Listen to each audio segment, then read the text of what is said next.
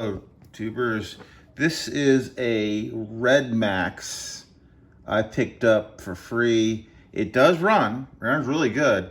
Just that it leaks gas from the fuel lines. I replaced one of the fuel lines, the return line, and it still leaked. It leaks from the grommet. So I went and got another actually a whole carburetor. I'm gonna put in a grommet kit, and it comes in that thing, and it came with a new carburetor,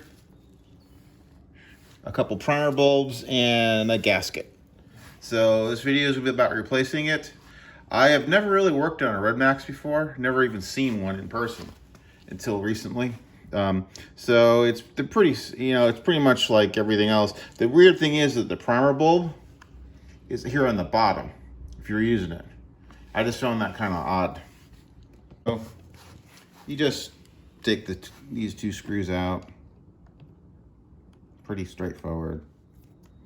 Don't lose them. Okay. And then carburetor's loose, but you have to take off the throttle and the fuel lines. Take off the throttle just like that, and then your gasket comes off. I probably will replace this. The new one came with it. And now we can get out the fuel grommet here. This, you could probably just take a flathead screwdriver, try to pry it out. Out comes your fuel line, your grommet, and everything. Set that aside. Get your new one, get your new carburetor, get yourself oriented right.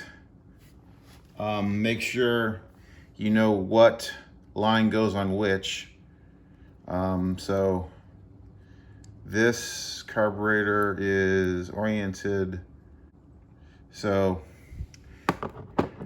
fuel pickup, as you can see here, is the one on the left here.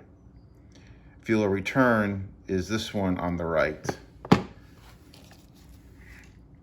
So what we're gonna do is, since the fuel line, the black one here, that's the fuel intake.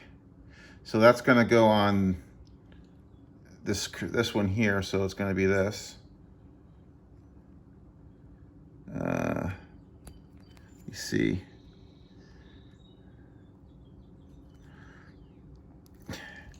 And the fuel return, as you can see on this one, this is the old one, that's the curved one. So we're gonna take a fuel line, just put it in.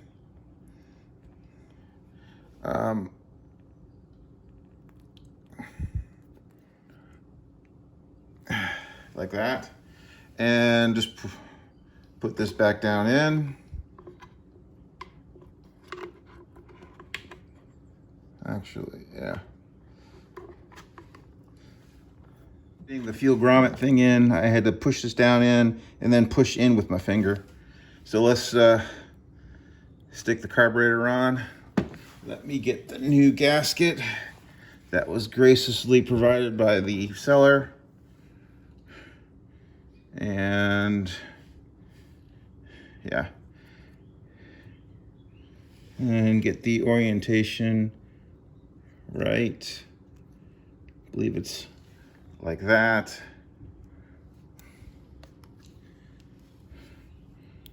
And get our bolts in. So remember, our orientation is like this.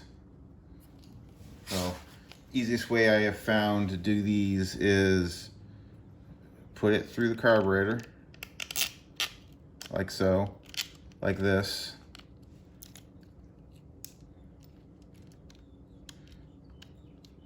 Then stick the gasket on.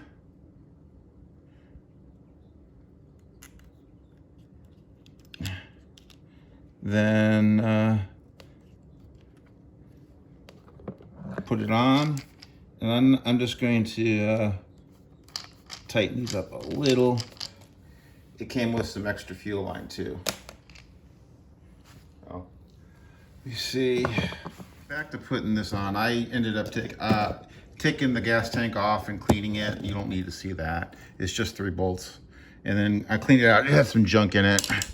Now, these fuel lines are here. They gave me are too long. I need to shorten them up and cut them to fit, but I need to size them up first.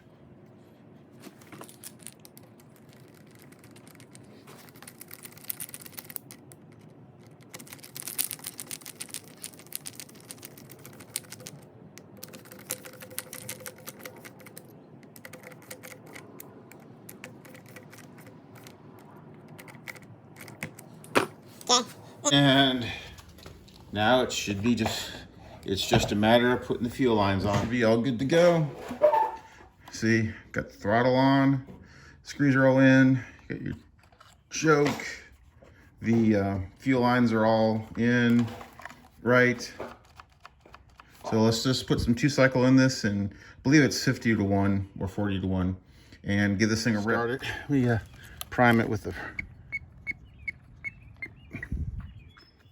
I can feel the primer getting full. Let's stick this on choke. I know there's no air filter on it right now. Stick it on start, and let's see.